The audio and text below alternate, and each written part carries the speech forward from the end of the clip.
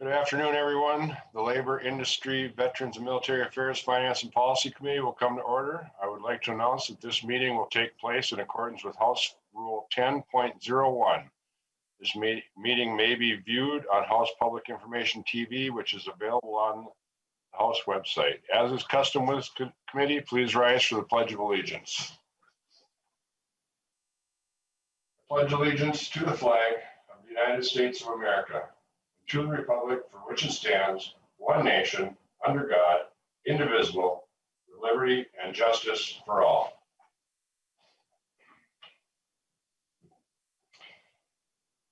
Ms. Doyle, will you please take the roll?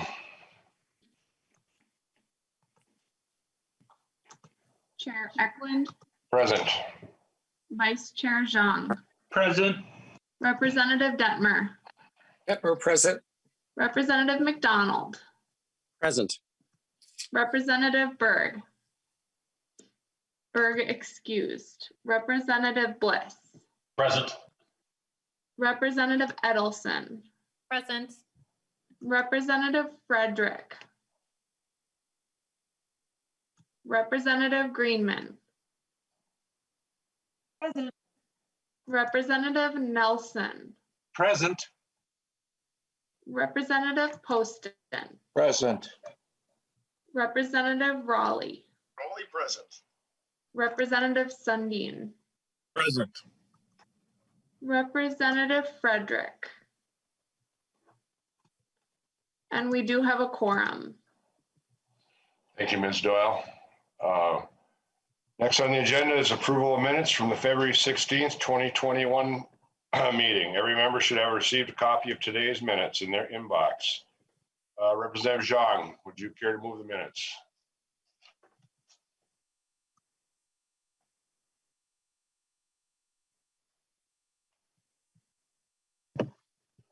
We'll try somebody else.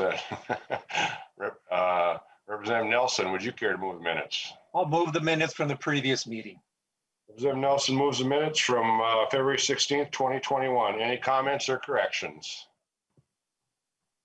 Seeing none, all those in favor of adoption of the minutes say aye. Aye. Aye. Opposed say nay. The minutes are adopted. First bill on the agenda today is House File 592 from Representative Christensen. I will move that House File 592 be referred to the Judiciary, Finance, and Civil Law Committee. Representative Christensen, two-year bill.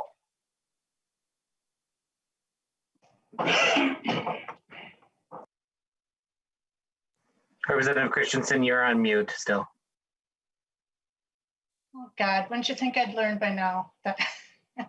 House File 592 is an authorization to establish a stable housing initiative, a classification of data.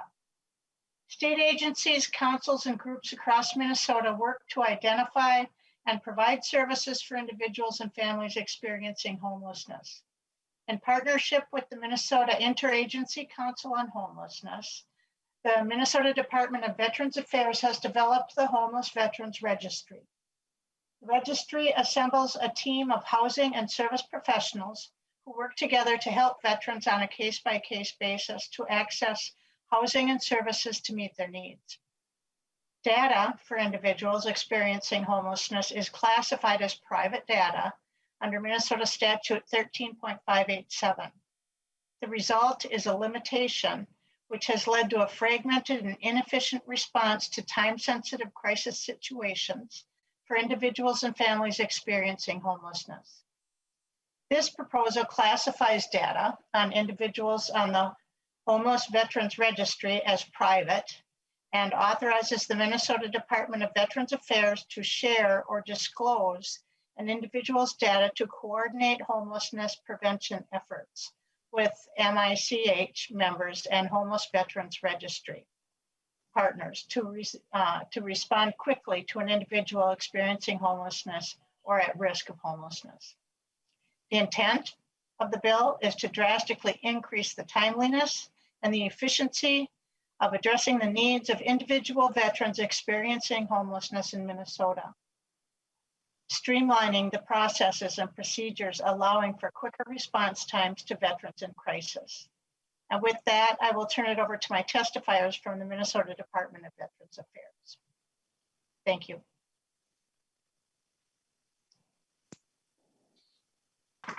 Mr. Chair, you're muted. Just like Representative Christensen, you Yes. think I know by now. Anyway, I'll start over. First testifier is Andrew Jarvis, Director of Veterans Benefits and Services, Minnesota Department of Veterans Affairs. Mr. Jarvis, please identify yourself for the record and proceed. Good afternoon, Chair, committee members. My name is Andy Jarvis. I'm the Director of Veterans Programs and Memorial Affairs with the Minnesota Department of Veterans Affairs. I appreciate you hearing our testimony today. First, I want to start with a little background and introduction into our team and the registry process, and then I'll turn it over to one of our team members, Sloan, who's going to dive a little deeper and let you know why this is such a critical problem for us now, and how we've dealt with it in the past. So in early 2014, when the Minnesota Interagency Council on Homelessness was really getting stood up, there was a subcommittee on data. And we all met representatives from multiple different agencies, Department of Corrections, DOT, DHS, ourselves, in a conference room at Minnesota Housing Finance Agency to discuss how we were going to use data to inform and end homelessness for all populations throughout the state of Minnesota. And in that meeting, we stood up and said, well, we can't end homelessness in the state of Minnesota unless we understand who is homeless. And so what we need is a list of anyone in the state that is homeless so we can triage them. And much to our surprise, there was a lot of negative feedback from many of the state agencies. You can't share data. There's no way we'd be able to do that. It's too restrictive. And we really walked away with that meeting with an understanding that we were committed to ending veteran homelessness within the state of Minnesota, and that we were going to do something. And within 9 months later, at the end of 2014, we launched our Minnesota State Veterans Homeless Registry. And it's been a great success. To date, we've had 2,170 housing outcomes since December of 2014. That's how many individuals that we've helped through this by name list. It's become a national best practice. We've presented at national homeless conferences in DC to many other partners on our registry. We've packaged it up and sent it off to other states and agencies. We worked with the state of Missouri, worked with Met Council on their transportation, homeless population on transportation systems. And we've really aligned our efforts with the federal benchmarks to end veteran homelessness and become the fourth state to do so. Over the years, our team has grown. This effort really started out as an ancillary meeting on the director's calendar. And now we have a team of 8 individuals led by a supervisor. That growth has afforded us a lot of opportunities to do some amazing things. We're an integral member of the Minnesota Interagency Council on Homelessness. And a lot of what we do here with the veteran population is very forward-leaning, innovative, collaborative, and it serves as a model for our other populations within the state of Minnesota on what can be done and the possible pathways for those populations to end their episode. And we lead all of the subpopulations as far as getting as close to functional zero as possible. Our team was integrally involved in our efforts this summer to clear out the homeless encampments when we had the period of civil unrest and get those most vulnerable populations in hotels and immediate shelters. Within 4 hours of a conference call on a Saturday, our team showed up with school buses and helped clear out those encampments. And we had team members at the hotels waiting and ready to get those individuals housing. I'm very proud of our talented team. We have individuals with master's degrees in public policy, JDs. We've influenced public policy at local levels of government all across the state to deliver results.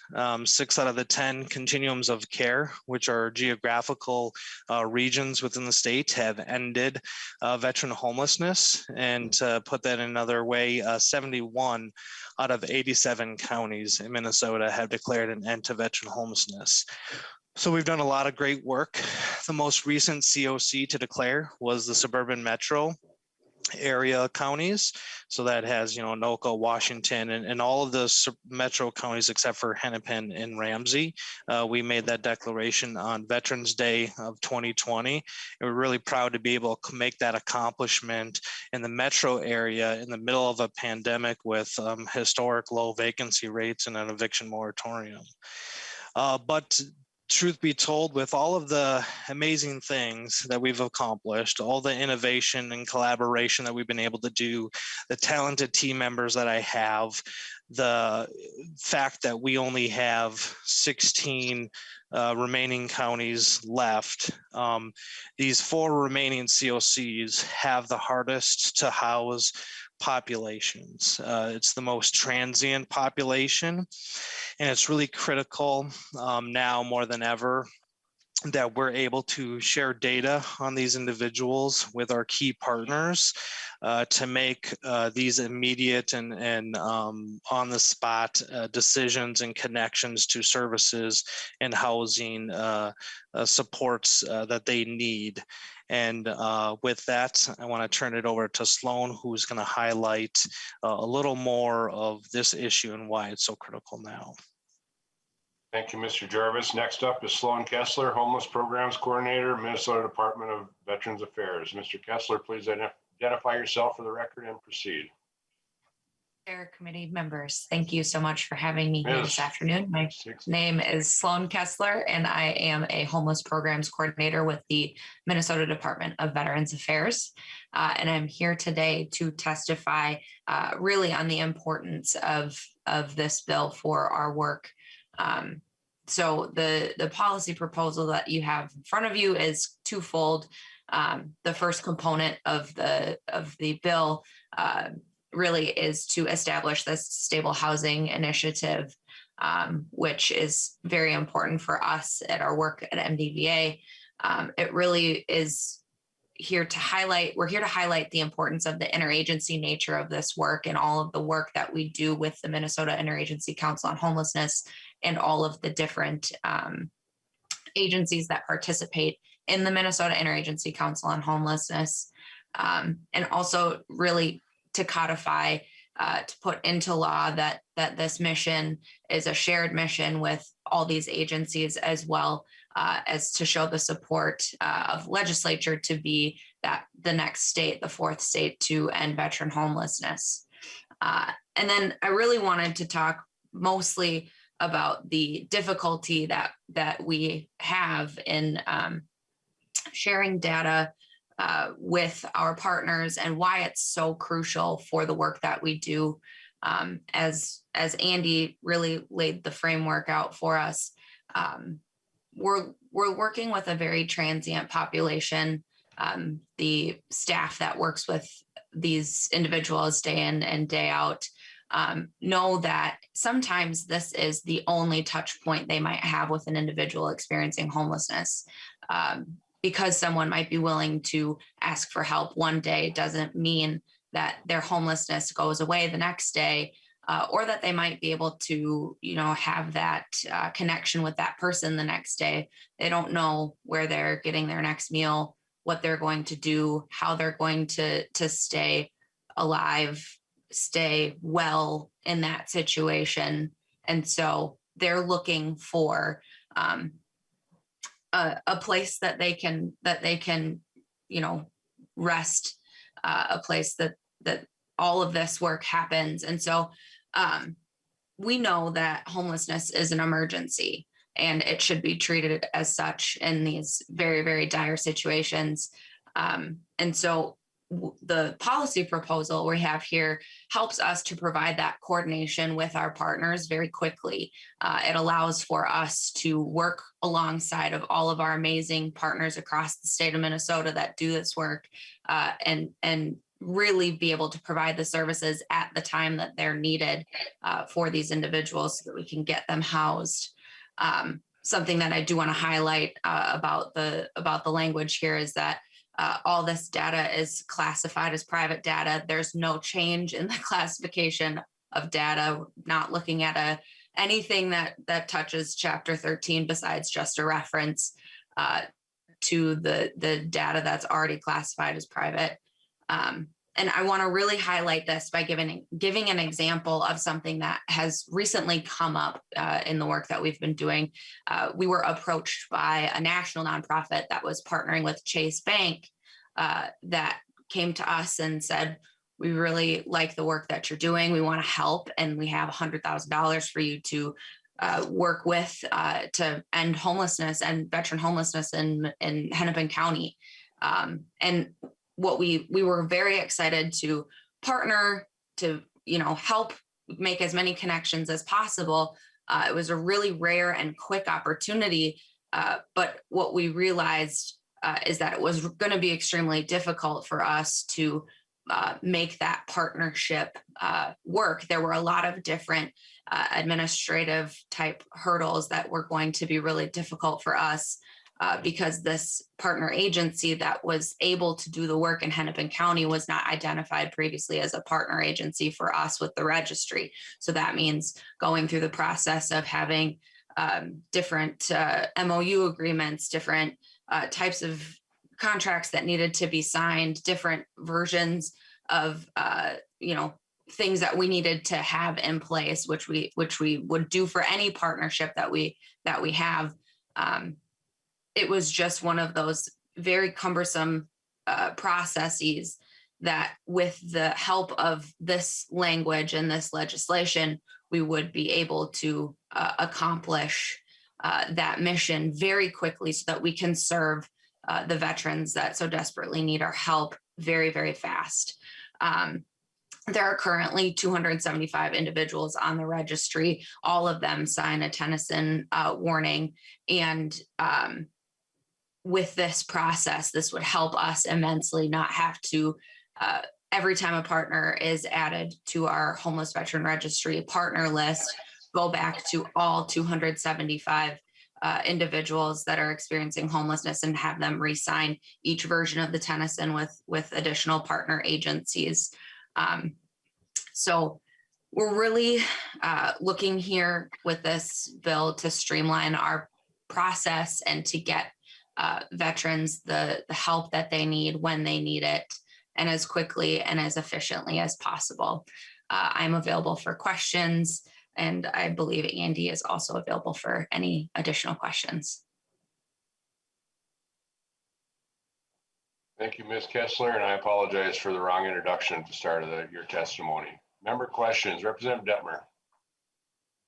Yeah, thank you, Mr. Chair, and committee members, and thank you, Representative Christensen, for bringing this forward. I know we started working on homelessness many years ago with different commissioners that have come through the system here, and I think the state of Minnesota is probably ahead of many other states. And I know the topic of Tennyson warning notice was just brought up. And maybe, I know this is an important part of this bill in terms of, in the Minnesota statute, section 13.04 and subdivision 2, we're talking about here.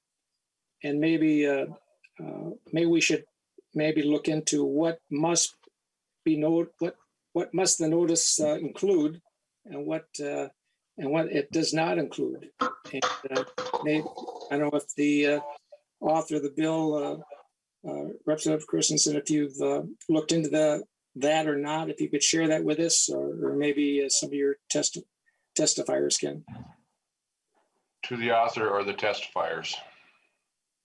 I defer to Andy. Do you have a response to that? Mr. Jarvis. Mr. Chair, representatives, great question. So we plan on to continue to use a Tennyson notice for all of our veterans. In that Tennyson, it says explicitly, what data we're collecting, how we're going to use that data in essence to end their episode of homelessness. So that won't continue to change. What this will do is allow us to share data on these veterans, which is still classified private, with our partners on the Homeless Veteran Registry and other members of MITCH, which are other state agencies like DHS and Minnesota Housing Finance Agency, and allow us to do it more rapidly. Anytime we bring on a partner to the Homeless Veteran Registry, they have to sign a memorandum of understanding. That memorandum of understanding gets reviewed every 2 years to ensure that all parties are meeting their obligations. Those obligations include informing us immediately of any staffing changes of individuals that maybe had access to the Homeless Veteran Registry to access data or input data, so we can ensure that we're granting and removing the appropriate permissions as the staffing changes happen. But to the point of the Tennyson, it'll always be used, and in there we describe why we're using their data, and we're not changing the classification of the data. So Representative Detmer, I don't know if that answered all components of your question. If there's anything that's missing, I'd love the opportunity to address that. Representative Detmer. Yeah, thank you, Mr. Chair, and thank you, Mr. Jarvis. What happens if the government does not provide the notice? What will happen? Is there problems there that we have?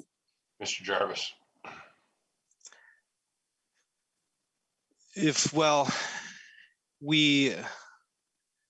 I guess if we don't provide, like,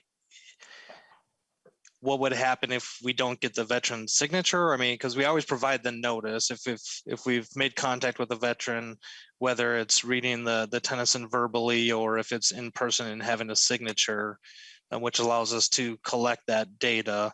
I mean, I guess if we didn't have a notice, we wouldn't be collecting data on that individual. Representative Detmer. Thank you, Mr. Chair. And again, we found out and we've experienced in the past over the years that many times the homeless veterans don't want to be involved in a program. And how do you approach that? I know that's probably a difficult situation. Some veterans try to avoid the government and so forth, agencies. So how are you able to work with veterans to bring them in so that they can be helped? Mr. Jarvis or Ms. Kessler? Mr. Chair, Representative Detmer, a great question. So our team is really a multimodal team. We bring in partners from all sectors. We have, nonprofits like MACV. We have representatives from DEED. We have teams that are standing by to get them connected to the VA Medical Center or other healthcare services. So yes, often you may find a veteran that doesn't necessarily want to work with government, but they may be willing to work with a nonprofit. There's, it could be a myriad of problems that are triggering their episode of homelessness or continued episodes of homelessness. And we have ways and different programming to address all of those, whether it's unemployment, underemployment, mental health, chemical addiction. And it's, while there's a small population of individuals who are chronically homeless, and it is their choice on how they want to move forward in their housing plan, or sometimes their lack thereof. But we've always strived to be there for those individuals and to just maintain a constant presence, because often you'll find that when they're ready to make the decision, we want to be there and we want them to know who to come to. And so sometimes it's just a street outreach worker making contact with that individual, every month, and just say, hey, I'm just just checking in and want to see if there's anything I can do for you, and building that rapport with that individual. And when that rapport is built, you've established trust, and usually you can engage with the individuals then. Representative Detmer. Yeah, thank you, Mr. Chair. And I think we all can say hats off to the MDVA for the work they've done in the past and the work they're going to be doing in the future to eliminate homelessness for our veterans population. How many, maybe you might have mentioned this already, how many counties have we already eliminated homelessness out of the 87 counties? Do you have that available for us? Mr. Jarvis. Mr. Chair, Representative Detmer. So to date, we have 71 out of the 87 counties have effectively ended veteran homelessness and reached functional zero. So functional zero doesn't mean that we won't or don't have homeless individuals in those areas, but it means that we can rapidly house those individuals within 90 days, and we have the infrastructure in place to support them. Representative Detmer. Thank you, Mr. Chair, and thank you, Mr. Jarvis. Representative Poston. Thank you, Mr. Chair. Representative Christensen, I've been studying these Tennyson warning notices because, quite honestly, I didn't know an awful lot about it.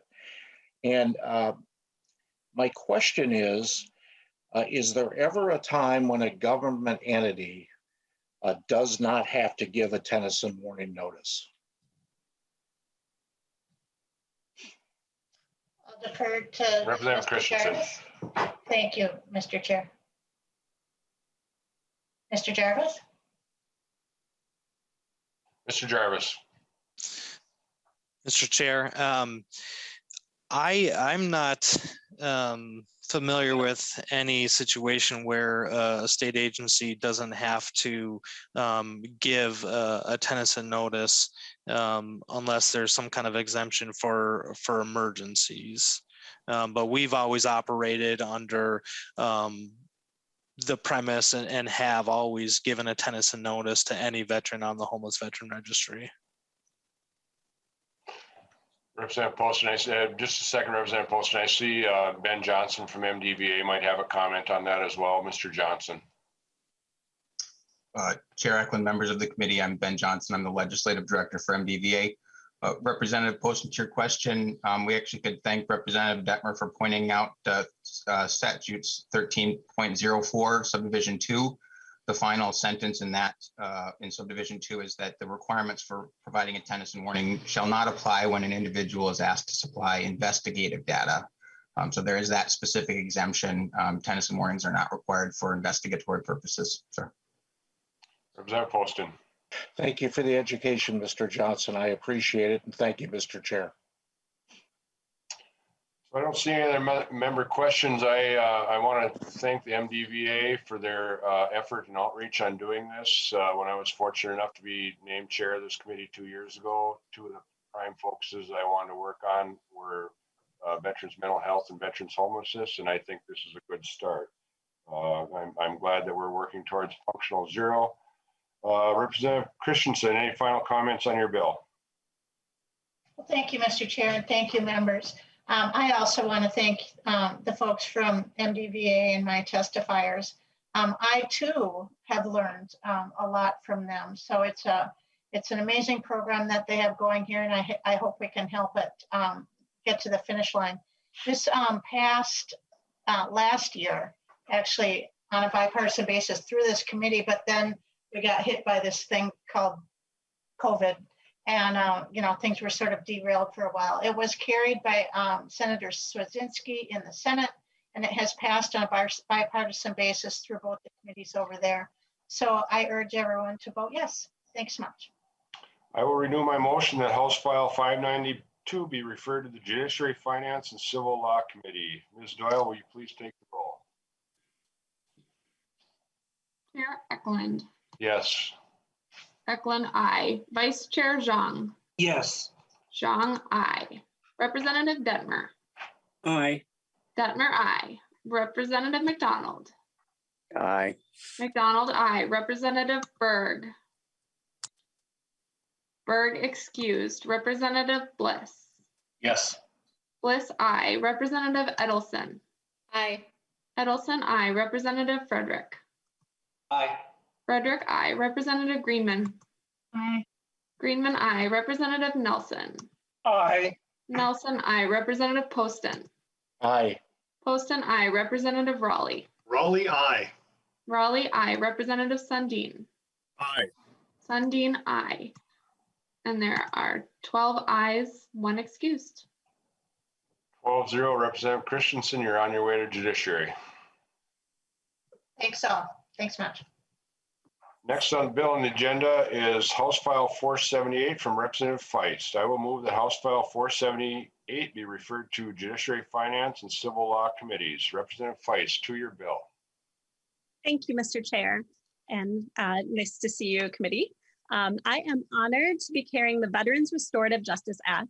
This bill creates a statewide access to a specialized restorative sentencing structure for eligible veterans who have committed lower level criminal offense as a direct result of a service-related condition. This bill has the support of a broad coalition of stakeholders, including prosecutors, defense attorneys, veterans groups, as well as victims advocates, including Violence Free Minnesota. This bill makes us safer through impressive reduced recidivism by providing support to veterans to confront their acts, seek the treatment that they need and deserve, and to rejoin the community of law-abiding citizens. Attorney Ryan Els will be walking through the bill in detail, but I'd like to emphasize a few elements of the bill at the outset.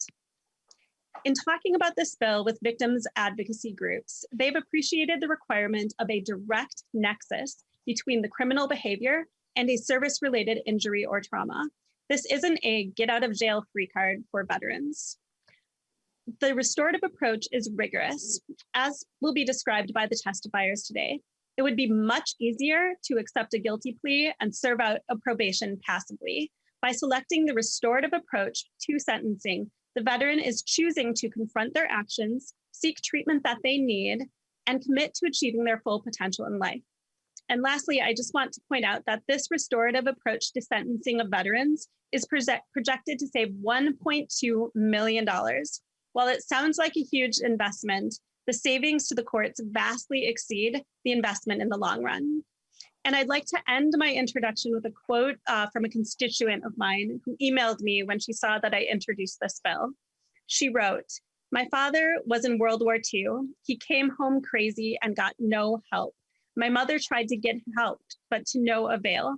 His alcoholism and PTSD made our family life hell. No one and no family should ever have to suffer like we and millions of others have suffered. If my dad had been able to get all the aspects of treatment courts, his life could have been turned around and our family could have thrived."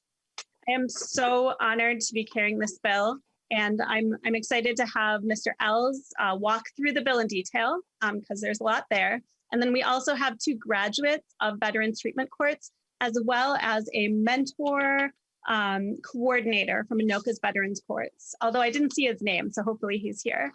So thank you. Oh, there you are. Hello. And I will pass this on to the testifiers. If Mr. Els could, or I'll let you, Mr. Chair. Thank you, Representative Feist. First testifier is Ryan Els. Mr. Els, please identify yourself for the record and proceed.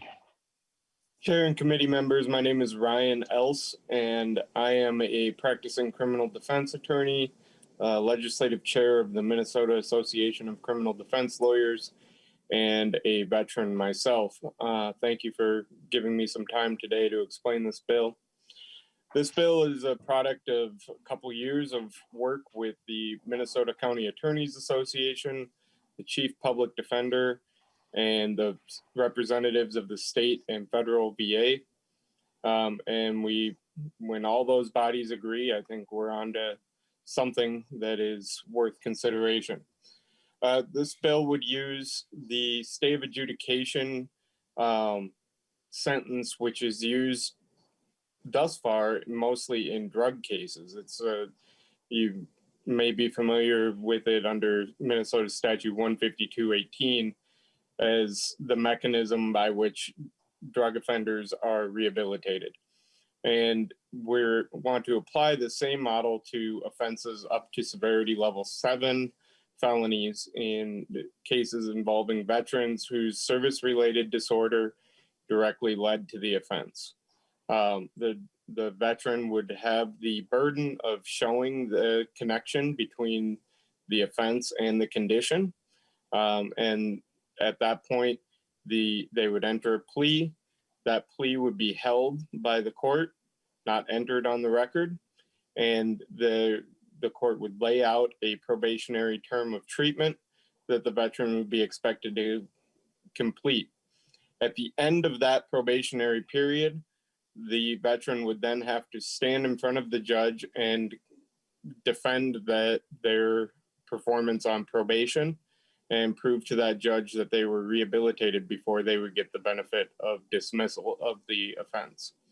If that were the case, after a hearing with prosecutor, the victim, and the veteran, and the judge did find that they had earned the dismissal, the case would be dismissed and the veteran would be able to move on without a record of conviction.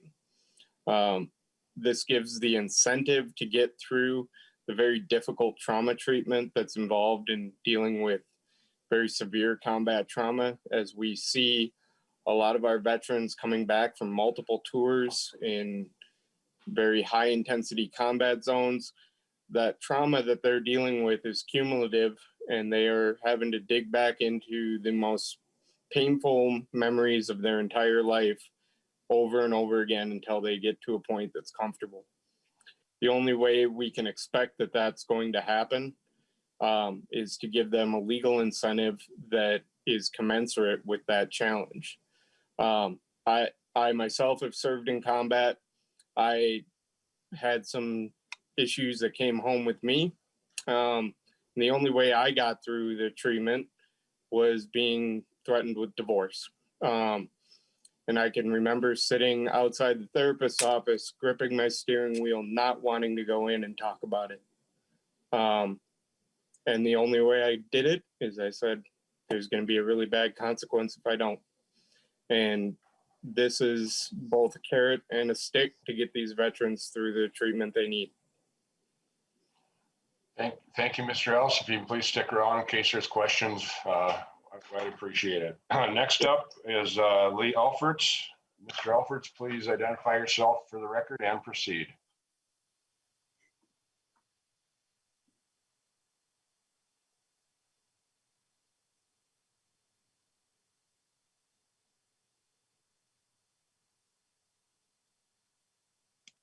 Maybe muted. Mr. Alferts, I think you're muted.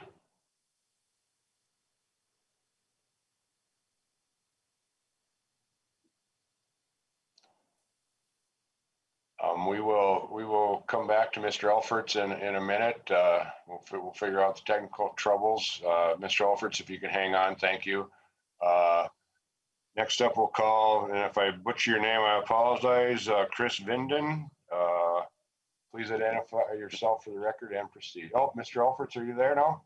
I am here. Thank you, Mr. Chair. Okay. Mr. Alferts, please identify yourself.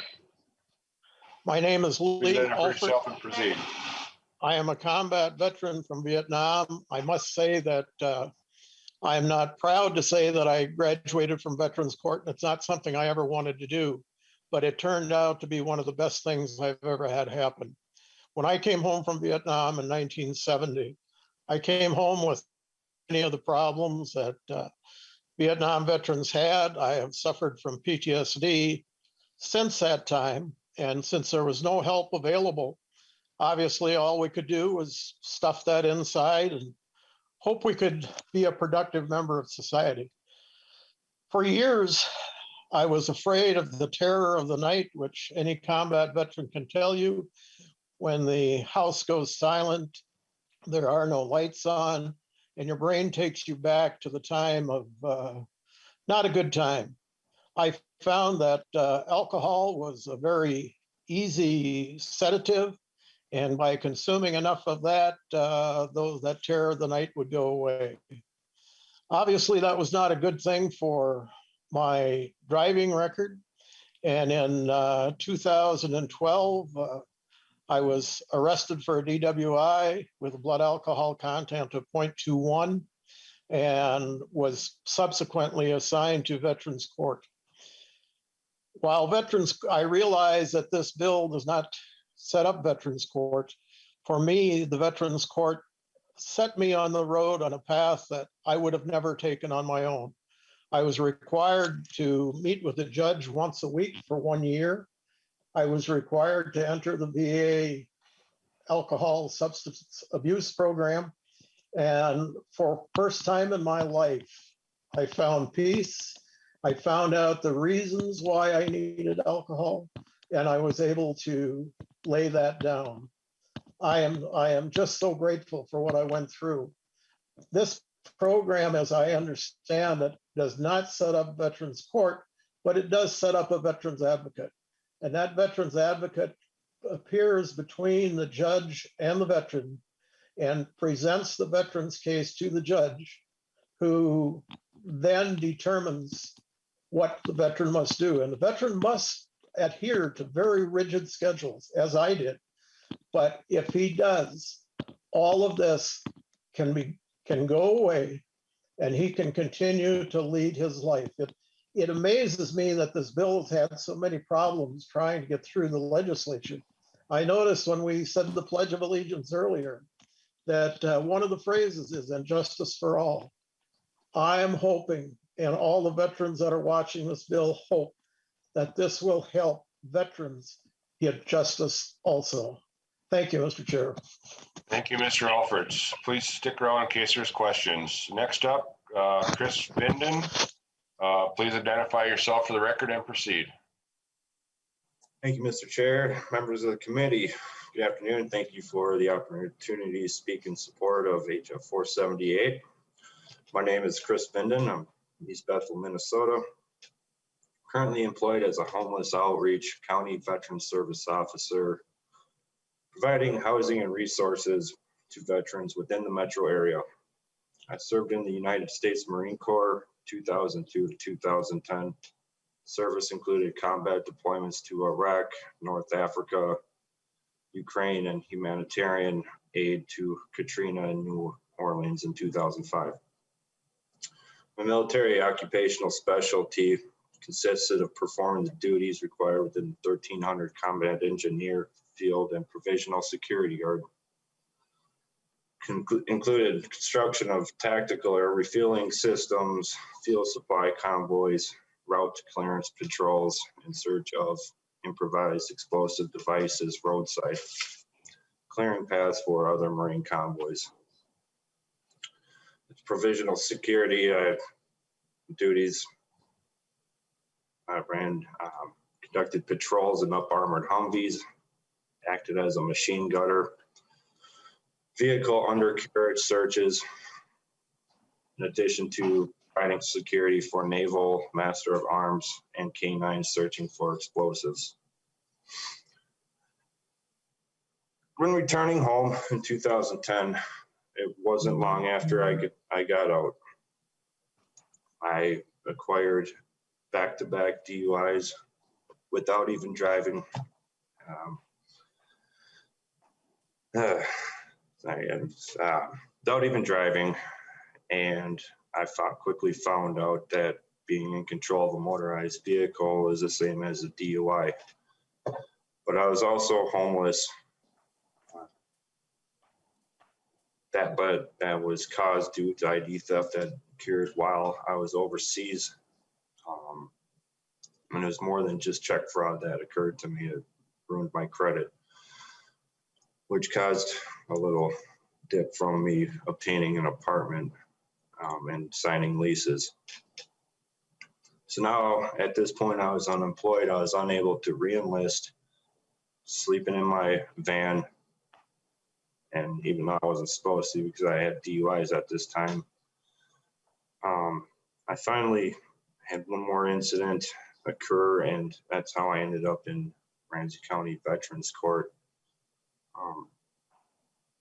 That was in 2013. And what Veterans Court did was provide basically me to attend the type of mental therapy that I needed, because I was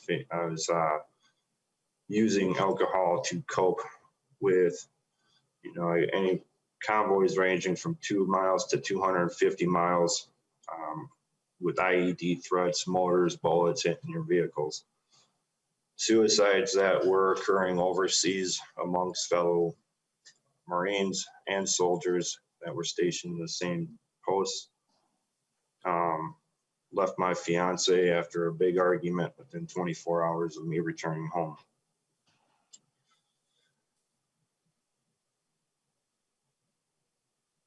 I remember the judge saying, you know, she looked at my record quick and she says, we need to make sure that this veteran gets the help that is needed. And I just happened to get lucky and was accepted into the Veterans Court. That was what, late 2013, 2014. Veterans Court got me connected with the Minnesota Assistance Council for Veterans.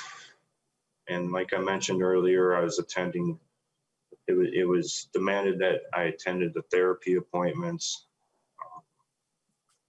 that were being provided by the VA. I had a therapist, psychologist, something that I needed.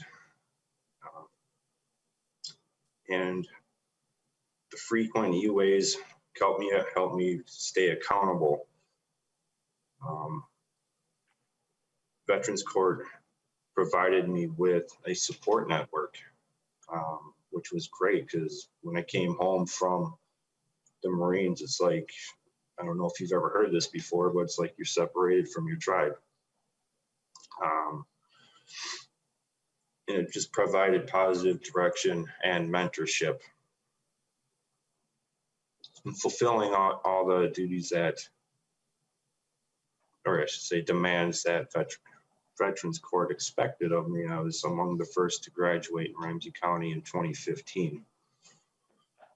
Since then, I'm becoming an asset to the community. I was recognized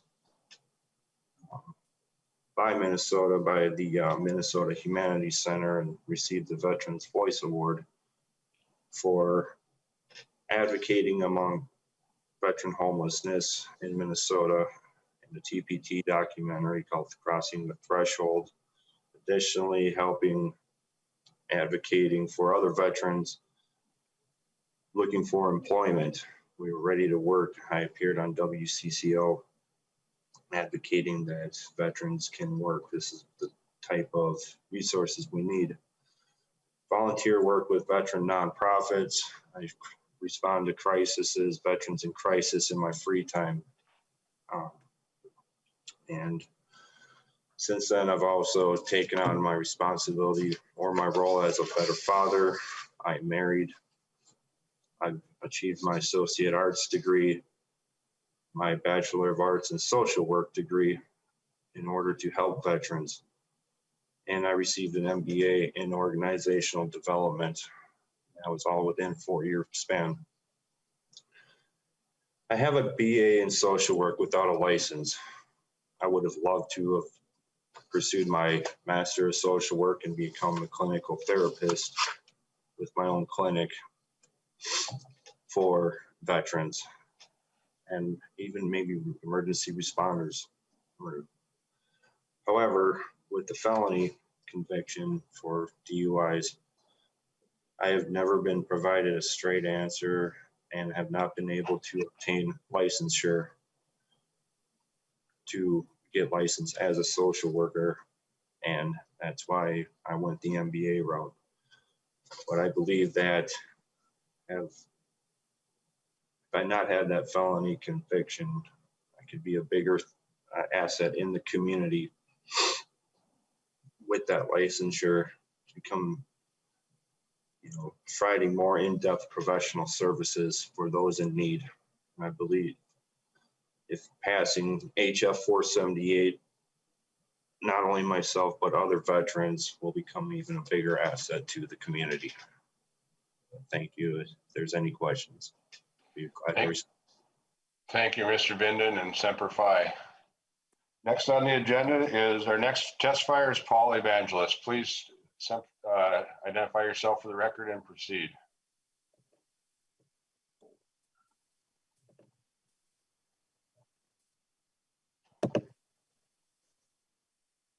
You're still muted, Mr. There you go. My name is Paul Evangelist. Oh, you're muted, Mr. Evangelist. Sorry.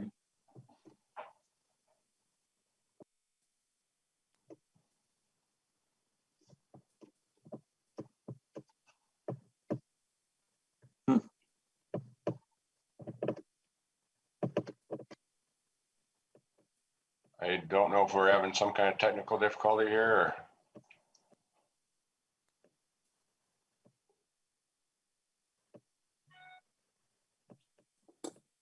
The joys of Zoom, members, if we just be patient for a minute, Mr. Evangelist, or Mr. Reese, I don't know if we can help out there. Appears there to be, you're unmuted now, Mr. Evangelist. If you want to start, I believe that you're ready.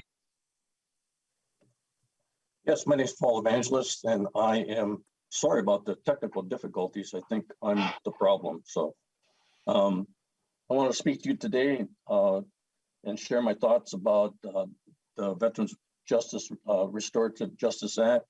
When I speak to you, I want to speak to you from the perspective of being a Vietnam veteran myself, United States Marine combat veteran, 1968 to 1970. Also a peer mentor coordinator for the Anoka County Veterans Court in my 6th year right now. And then I've also was a mentor in Anoka County and Hennepin County courts for last, actually a total of about 8 years now. I've done both of those courts. So when I say my comments, I'll be coming from those particular areas. So here's a profile of a veteran that starts the court, particularly the one that I'm most familiar with is Anoka County Veterans Court. But when the veteran walked into the Anoka County Veterans Court for the first time, they're there because they have violated the law that has placed the public at risk. And they have broken the trust of the public, and they're aware that how they're living their lives is wrong. And at the same time, they're very cautious, but there is some sort of an urgency that's kind of striking them that says, I better make some change in order to try to do something different. So they really don't have a plan, nor do they really have any skills to necessarily put the plan together so what they choose to do is to volunteer for the court. And then in my mind, that's truly the very first step that they take to accept total personal responsibility for their post-traumatic stress disorder, their traumatic brain injury, maybe it's the sexual military trauma that they're dealing with, or other mental health issues that they're facing. And it's because of their military experiences. That means it's no longer responsible for them to say that my wife should take care of this, or my children, or my parents, or my brother, or my sister, or something. It means that they have to start to take responsibility for themselves. It means that they can no longer use alcohol and use that to suppress their feelings or compress it in such a way so that they are driving around on the streets and the roads of the community, making it dangerous for other people. And it also means that domestic violence towards the people that they say they love is no longer the answer for the belly full of rage that they might be feeling, and they don't know how to deal with it. I've read the Veterans Restorative Justice Act many times, and I can see where it could be controversial, because I think it's possible to interpret the actions of the court to make it easier for the veteran because they are a veteran and while they're under court supervision. I can tell you this, and I've seen this many, many times, that I see the court decision as the stay of sentence as a way to discontinue the argument about are they guilty or are they innocent, okay? And make no mistake, the crime is not forgotten or lost in any way as the veteran participates in the court. The reason why the veteran is in the court may be entangled with their military experiences, but those reasons are not excuses for their behavior. So the Anoka County Veterans Treatment Court, using the model of the Veterans Restorative Justice Act, requires each veteran to go through a rigorous program which replaces punishment with rehabilitation. program replaces a veteran's chaotic lifestyle with consistency, predictability, and lots of structure. In a fair but firm manner, this model demands progress and holds them accountable for their choices, even every step of the way. And that's something I've seen happen all the time with the veterans. So how did they change? And I think that's really important to emphasize. Almost right from the very start, veterans realized that successfully completing the court's expectations will be some of the hardest work they'll ever have to do in their whole lives. Veterans realize that changing their lives places them on the continuum of wellness that is slow, demanding, painful, and ongoing. Gradually and over a timeline of 2 or more years, a circle of support from many disciplines begins to surround each veteran, and here are some of the things that begin to happen. So court-ordered treatment and services addressing sexual trauma, TBI, post-traumatic stress disorder, substance abuse, or other mental health problems stemming from military services are completed. Veterans start to understand how their needs can be met by themselves with help from others without being destructive in the community. New skills like goal setting, building a plan, asking for help, and selecting new friendships emerge and are utilized daily as their lifestyles change. Marginalized and illegal behaviors are replaced by lifelong community acceptable activities like sobriety, employment, schooling, housing, transportation, family building, and medication management. Avoidance, isolation is replaced by community involvement. Avoidance is crowded out by engagement.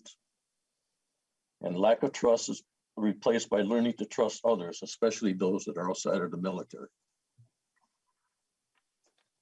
When a veteran graduates from a court or from Anoka County Veterans Court, they look back and they sit there and say, how did I let it get so far out of my control? And every one of them is proud of how they have changed and believe that they can manage their lives in a different and much more positive manner. Close, I like to say that I'm passionate about veterans treatment courts and working with veterans, and I am been a mentor for a really long time. As a Vietnam veteran at age 72, since 1970, I know that I've had PTSD, and I know what it takes to change. And there's nothing easy about it, and the work that the veterans do in this court is really, really hard work. I know that myself and other veterans that have been part of the court watch up close as these veterans struggle, and they take personal responsibility for changing themselves.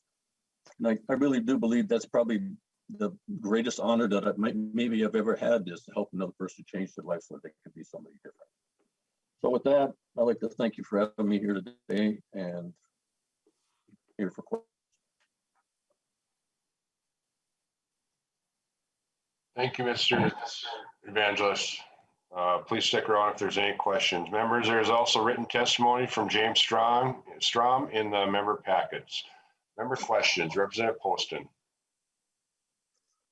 Thank you, Mr. Chair. My question is for Mr. Elise. Elise, I hope I'm saying that right. When you gave your testimony earlier, you kind of jogged my memory on something, and I just wanted to ask you about it. We had asked, the legislature had asked for a recap on how $500,000 that was appropriated to the Veterans Defense Project in 2017 was utilized. And I haven't seen that recap. If there is one and I've just missed it, I'd love to have you send it to me, or if you can tell me whether that has been done yet or not. Mr. Ellis. Thank you. Yes, that we submitted a report, and I know that it was also looked at and cleared by the legislative auditor, but I'd be happy to send you the materials if I just need to know where to send it. I'll ask Representative Feist to hook me up with that. Representative Poston. Very good, Mr. Ellis. I appreciate it. I would like to see that. And again, it may just be something that I have missed. So thank you, sir. Thank you, Mr. Chair. Representative Edelson. Thank you, Chair. And thank you, Representative Feist, for bringing this bill. I think it will be coming, I imagine, to public safety again. I think we've heard it there numerous years and have been supportive. I think just such a critical piece of legislation that people inherently, if you assume people inherently are good and that people inherently need a second chance because we all make mistakes. But what our laws do, and I think the testifier, Christopher, was a really good example, is if you make one bad choice, it follows you for, I mean, the DHS background checks, because he has a social work degree, 15 years and sometimes more than that. So I just want to thank you, Representative, for bringing this, because it's for people that serve our country, for people with traumatic brain injuries. We have this struggle in our criminal justice system in general, and it's hard, and we really have to take a look and give grace and be honest with ourselves about what we actually want to see for our veterans. So thank you. Thank you, Representative Ellison. Representative Detmer. Yeah, thank you, Mr. Chair. And as in the past, I have co-authored this bill. When Chair Ecklund was the main author of the bill, and it's gone through a lot of ups and downs over as we've gone through the process, which is typical for the legislative process sometimes. But I think a lot of times the legislative process will iron out things that need to be ironed out, and we'll have a good bill. And I think the concept of House File 478 is good. And I've sat in on veterans courts in Ramsey County. I've sat in, and I've been in the back room with the lawyers and the judge talking about the cases that were coming up. And it's an eye-opening experience. And I've been to graduations in Ramsey County and also at Washington County. And we would like to see veterans courts expanded through the other counties. Some counties can combine with other counties, but we need to realize that House File 478 is not veterans courts. It's I think it's a helper for the veterans, and maybe to get them lined up to work with the veterans courts, and that's important. That's important, and because what we see with the testimony from the different veterans, I'm a veteran. I'm a 25-year veteran. I have twin sons that are West Point graduates. They've each one has had 4 deployments: Iraq, Afghanistan. I have one deployed right now in Korea. That's his 5th deployment. They're identical twins. And I know when I came back after a 2-year deployment, right after 9/11, I was sitting around the house, and my wife finally said, "You got to get up off your butt and get back to doing things." So I know what a lot of veterans go through. But I have a question for the author. Veterans courts do not allow offenders convicted of violent crimes to be included. Does this bill allow violent crimes offenses to be included? Feist. Thank you, Mr. Chair. So this bill, I'll let Mr. Else respond more substantively, but this bill currently permits crimes of violence to be included, but crimes of violence is actually much broader than it sounds, and it includes like certain drug offenses. And so it includes only crimes with a severity level up to level 7. So it's not for very serious crimes of violence, or violent crimes. But I'll let Mr. Else respond probably more thoroughly than I have. Mr. Else. Yes, Representative Detmer, I mean this as respectfully as I can possibly say it. You're wrong. I entered a veteran into the Ramsey County Veterans Court this morning on a 2nd-degree assault with a firearm in a domestic setting, and he's receiving a stay of adjudication.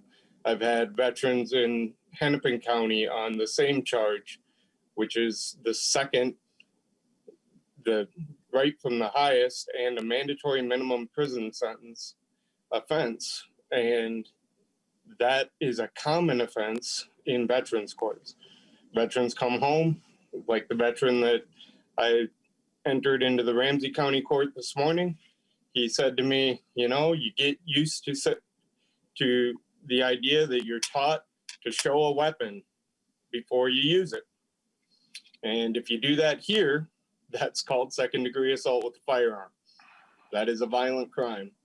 And that goes into many veterans courts. They receive a stay of adjudication as the VRJA would do. So it's just simply not correct that crimes of violence do not enter veterans courts at this point. Representative Detmer. Thank you, Mr. Chair and Mr. Elsey. Another question, maybe either for the author or for Mr. Elsey, because I think Mr. Elsey is well informed on veterans courts and also on the House File 478. State law allows the court to extend the offender's probation term to complete court-ordered treatment. Is this in the bill?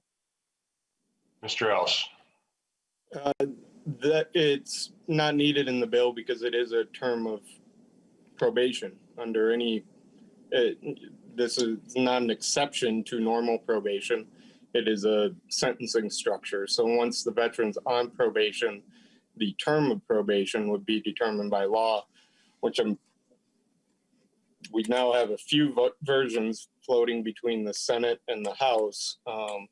And so I'm unsure if this version actually articulates that exactly, but no, it does not. The version in the Senate does. That was a problem that was raised by Ken Backus in the Senate, and we made it explicit, even though we agreed that that provision by statute would come into play anyways because they are on probation. Representative Detmer. Yeah, thank you, Mr. Chair. And you know, these are just some questions that we've probably heard in the past that you know, maybe as this bill moves forward, it will probably go to where's it going from here? Public safety, Mr. Chair. Goes to judiciary, Mr. Representative Detmer. Yeah, thank you, Mr. Chair. And maybe some of these questions and some of these things, like the one I just asked, maybe it could be included with the bill. I think that would solve some of the issues that come up in different committees. And how is another question, Mr. Chair, or Mr. Elsey, or the author? How is treatment handled if there is no treatment program in the area where the offender lives? Mr. Else. Well, that's a problem that has come up in quite a few of our veterans courts. Often the veteran needs to transport themselves. The inpatient program is most of the time at the St. Cloud VA. There are some programs now at the Minneapolis VA. And of course, there's a whole lot of veterans that don't live in St. Cloud or Minneapolis. They have to go and live at that facility while they do that inpatient program. The outpatient programming, a lot of it now is done via Zoom and other video methods. And I know there are a lot of smaller, what are they calling them, vet centers that are opening up within the community. But just like any other obligation, the veteran often has.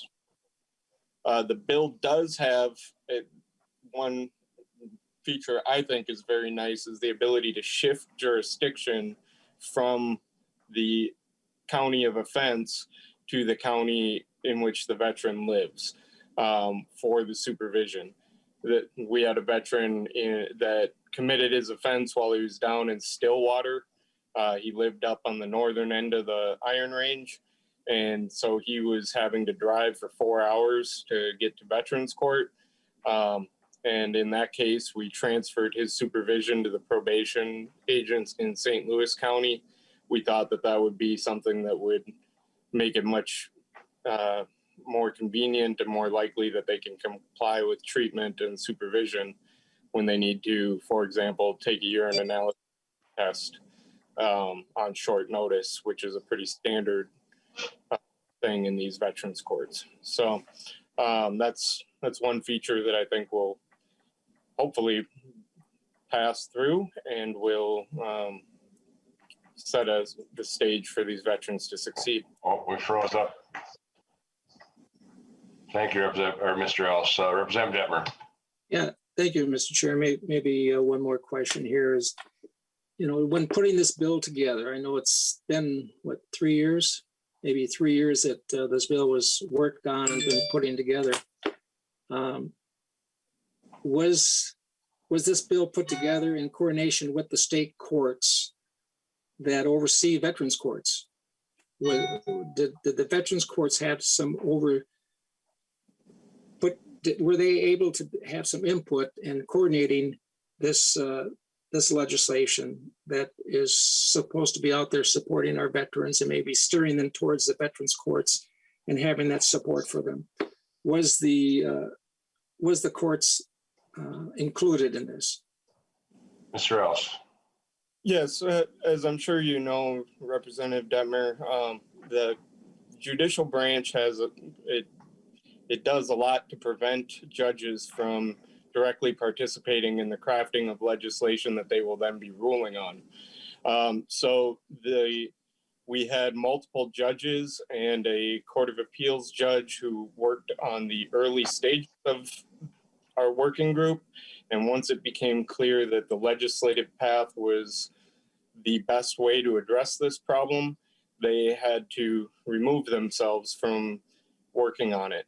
But we did have the participation of the County Attorneys Association representing all the prosecutors that handle felony level offenses, the Chief Public Defender, and then we ran the bill by Violence Free Minnesota, who works with domestic violence victims.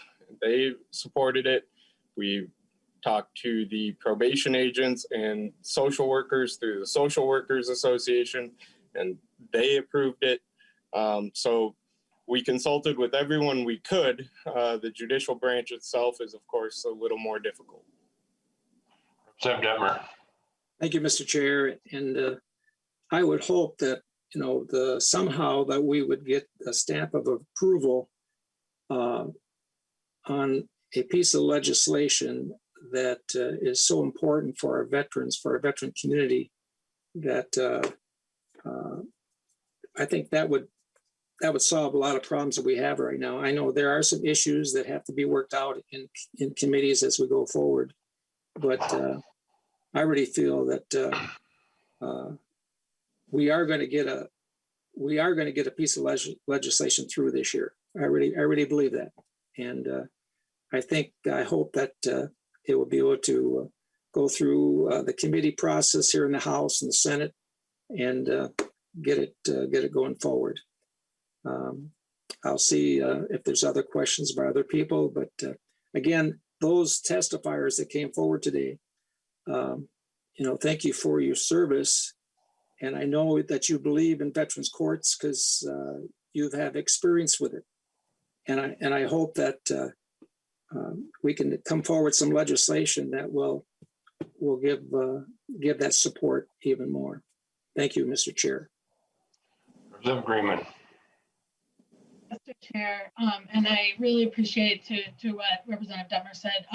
The folks in particularly, and I hope I don't butcher your name, Mr. Olferts and Mr. Hinman, who telling your story. I got my start as a public defender, and I know that when folks end up in criminal court, it's usually at the worst point in their lives.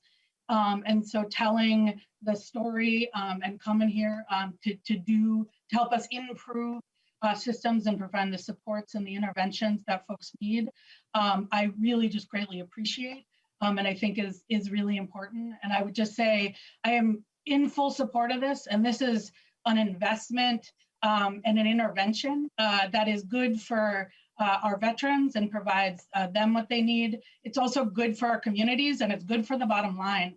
And so I can't think of I'm new here, so I'm not sure why it's taken us so long, but I hope we get this passed this year. And I also just want to thank you, Mr. Lees, for really advocating for it, because I know that the work that lawyers are doing in veterans courts and others are really important to that too. So thank you. I'm looking forward to voting for this, and I'm hoping we can pass it this year.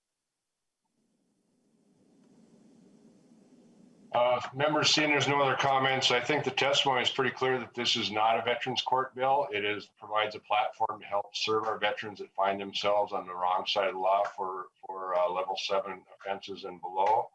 And I'm certainly hopeful that this will keep moving forward. Representative Feist, closing comments. Yep. Thank you, Chair Ecklund. And I'd just like to thank again the testifiers who came and shared their stories about the impact that veterans courts have had on their lives. I believe this is such an important bill.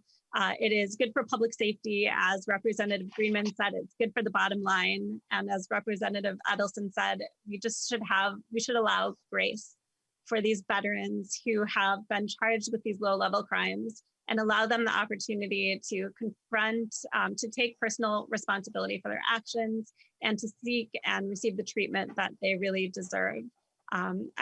I'm just very excited about this bill and what it can do for our veterans and our community. Thank you. I will renew my motion that House File 478 be referred to the Judiciary, Finance, and Civil Law Committee. Ms. Doyle, please take the roll. Chair Ecklund. Yes. Ecklund, aye. Vice Chair Zhang. Yes.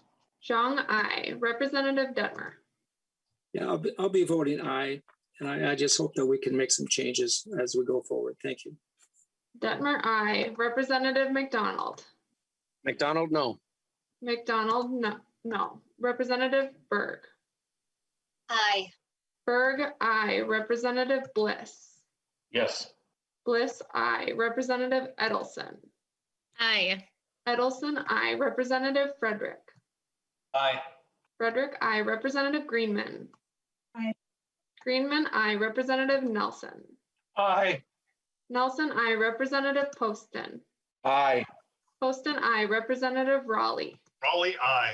Raleigh, aye. Representative Sandine. Aye. Sandine, aye. And there are 12 ayes, 1 nay. Grace, Representative McDonald changes from aye Representative to McDonald. Representative McDonald changes from nay to aye. McDonald, aye. And there are 13 ayes, 0 nays. Being 13 yes and 0 no's, the motion is approved, and you're on your way to Judiciary and Finance, Representative Feist. Thank you, Mr. Chair. Could I say something, Mr. Chair? Well, we're running real quickly on time, Representative Feist, so very quickly. Yes, I just wanted to let Representative Detmer know that he's welcome to reach out to me. I would be, what? Oh, somebody was not muted.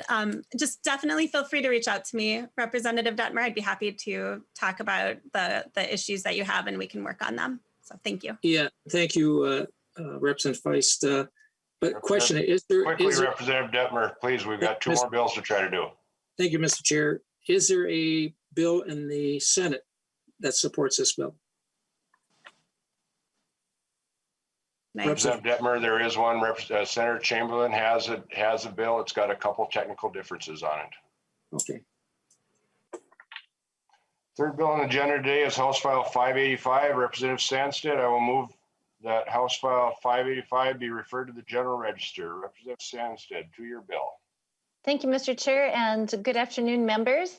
House File 585 is a bill that makes technical changes to the Minnesota GI Bill. I do have a small oral amendment to make a correction on a typo in this bill draft. If you would look at page 6, line 8, my proposal is to delete the word forced and insert forces. Could someone please make that motion? First off, Representative Sandstede, I will ask Mr. Diebel if he will comment on that as our nonpartisan staff. Mr. Diebel. Mr. Chair and members, it's pretty straightforward. I think it's a technical amendment to put the bill in the shape of the author intended it to be introduced. Thank you, Mr. Diebel. I'll move that technical amendment. All those in favor say aye. Aye. Aye. Opposed, same sign. Motion carries. To your bill, Representative Sandstede, as amended. Thank you again, Mr. Chair. The Minnesota GI Bill was established in 2007 to offer financial assistance to veterans in approved higher education programs with the goal of helping them enter a rewarding career. Over the years, the program has been enhanced to include on-the-job training, apprenticeship programs, and costs associated with professional licensure or certification. When these bills were added, when these uses were added, the eligibility requirements under the GI Bill weren't clearly distinguished from the original higher education component, and this led to some ambiguity about how much assistance as a veteran was entitled, or how much assistance a veteran was entitled to. This bill corrects these ambiguities and makes other technical changes to update eligibility requirements for educational and training benefits. I'd appreciate your support. I also have one testifier with me today, Mr. Dave Bellafy, Director of Veteran Education and Employment Programs at the Minnesota Department of Veterans Affairs. Mr. Bellafy, please identify yourself for the record and proceed. Thank you, Mr. Chair, committee members, Representative. My name is Dave Bellafy. I'm the Director of Veteran Education and Employment Programs at the Minnesota Department of Veterans Affairs. And Representative did a perfect background on the reason for these technical changes. I've been around since we started this program and have overseen this program for a number of years. And as she mentioned, we've added different avenues, but the language maybe didn't keep up with the addition, so it created a slight ambiguity, and these technical changes will resolve that. And Representative, thank you for pointing out line item 6.8 with that amendment. I was also going to point that little technical error out, but that's been resolved. I'm open to any questions on this. I know we're short of time. It does not expand eligibility for anyone, nor does it hinder eligibility for anyone. We're simply making technical changes as mentioned. Thank you for your testimony. Any member questions on Bill 585? I'm not seeing any. Representative Sandstede, thank you for bringing this bill forward. Any final comments? Thank you, members. I would appreciate your support. Ms. Doyle, will you please take the roll? Mr. Chair, you want to renew the motion so we're not. I apologize. I am getting ahead of myself trying to get done here. I will renew my motion that House File 585 be referred to the General Register. Ms. Doyle, will you please take the roll? Chair Ecklund. Yes. Ecklund, aye. Vice Chair Zhang. Yes. Zhang, aye. Representative Detmer. Aye. Detmer, aye. Representative McDonald. McDonald, aye. McDonald, aye. Representative Berg. Aye. Berg, aye. Representative Bliss. Aye.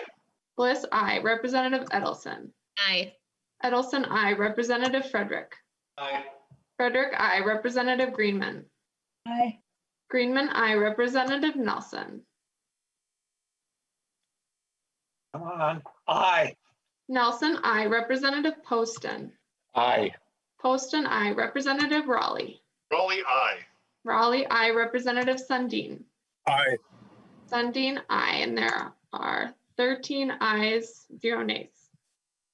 Representative Sandstede with 13 ayes and 0 nays. You're on your way to the General Register. Thank you for presenting today. Thank you.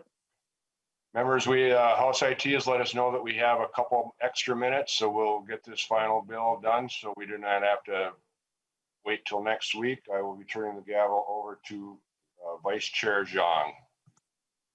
All right. Final bill on the agenda today is House File 752 from Representative Ecklund. Representative Ecklund moves that House File 752 be laid over for possible inclusion in an omnibus bill. Representative Ecklund, to your bill. Thank you, Mr. Chair. The bill makes several changes regarding qualifications and terms for the Adjutant General for the Minnesota National Guard and the process for selecting the new Adjutant General. I have a couple testifiers today, and Mr. Chair, so if you would call Mr. Kerr and then Lieutenant Colonel David Blomgren to explain the merits of the bill. All right, Mr. Kerr. Thank you, Mr. Chair. My name is Don Kerr. For the record, I'm the Executive Director of the Department of Military Affairs. We also have Lieutenant Colonel Blomgren along in case there are any technical questions. He's our staff judge advocate.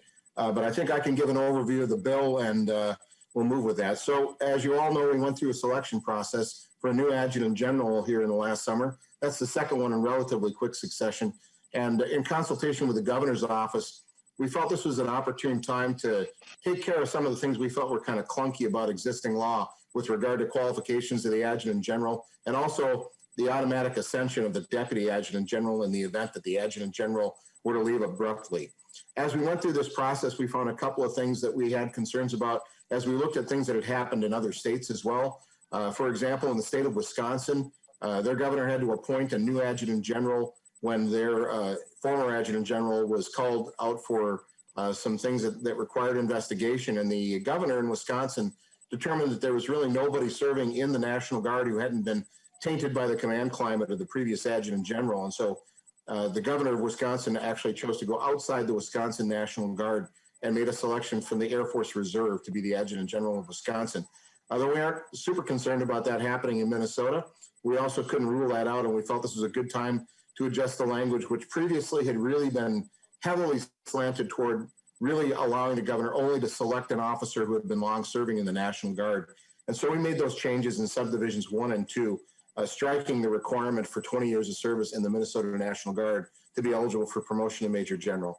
So again, working with the governor's office, we identified, we also put a string on how long the governor can sit with the position vacant. And I will tell you, in all the things that we went through with this, we had a real mind toward the not allowing the adjutant general's position in Minnesota to become politicized. That is, keeping it aligned from aligning with the term of a sitting governor. Minnesota, we have a great tradition here of not having a politically aligned adjutant general, and that's the way we like it. I will tell you that's not true in every state, and we feel our National Guard is much stronger because of that. We also took the opportunity to add a provision clarifying that the adjutant general is only eligible for a single term appointment. Other states have shorter terms, but allow for multiple appointments, and we felt that we just needed to clarify that. And as I stated earlier, with regard to the ascension of the deputy adjutant general, it's already in law that the deputy adjutant general becomes the adjutant general should the adjutant general become incapacitated. But it wasn't clear if there were any steps that had to occur in the process, and we just kind of clarified that and also changed a reference that previously aligned with the way the deputy commissioners are appointed in other committee or in other agencies. And with that, Mr. Chair, I will submit for any questions that the committee may have. All right, and any further comments from Lieutenant Colonel Blomgren? Mr. Chair, committee members, thank you for hearing this bill. As expected, Mr. Kerr did a fabulous job at explaining the rationale for the proposed bill. So I will be available for any questions. All right, thank you. Any member questions or comments? Representative Raleigh? Thank you, Chair. To the testifiers or to the author, how many 06s do we currently have in the Minnesota National Guard? Mr. Kerr? Mr. Chair, there are Representative Raleigh, there are in excess of 40 serving 06 colonels in the National Guard. Plus there are an additional anywhere from 7 to 10 serving brigadiers or major generals in the Minnesota National Guard. Quite a change from the situation 100 years ago when the law was originally written. Right, that's exactly. Mr. Chair, thank you very much. And I don't think the bill has it in there, but is there a consideration for a recently retired officer that may be called back into the National Guard, Mr. Chair? Mr. Kerr? Mr. Chair and Representative Raleigh, any officer who is eligible for reappointment, so if they were below the age of 60, they would be eligible for reappointment in the National Guard if they were recently retired. And they could also come from another service component and be appointed in the National Guard. One of the reasons we left 120 days in there is that would allow a governor to go through a selection process. And even though the law says you must be a member of the National Guard, that would give us enough time to have an officer selected and be appointed into the National Guard. should the governor choose to select someone from outside serving members of the National Guard. Representative Raleigh? any Mr. follow-up? Chair, I'm satisfied and I support this bill. All right, seeing no further comments or questions, Representative Ecklund, any final comments on your bill? Thank you, Mr. Chair and members. I appreciate the indulgence. This is mostly a bill to make sure it doesn't happen again or as has happened elsewhere. So I think it's a good bill moving forward. I ask for your support. All right, and Representative Ecklund renews his motion that House File 752 be laid over for possible inclusion in an omnibus bill. And then I'll pass it back to Chair Ecklund. Thank you, Vice Chair Zhang. Members and staff, our next meeting is next Tuesday. We are scheduled to have 3 bills before us this day. And I want to remind you that we have 90 minutes for each committee meeting. So editorial comments sometimes should be limited when necessary. We are Chair, do we need to take a vote on that last bill? Tabled. Oh, you tabled it. Thank Representative you. members laid over for possible inclusion. Thank you, Chair. Thank you. Any other questions? With that, we'll see you next Tuesday. We are adjourned.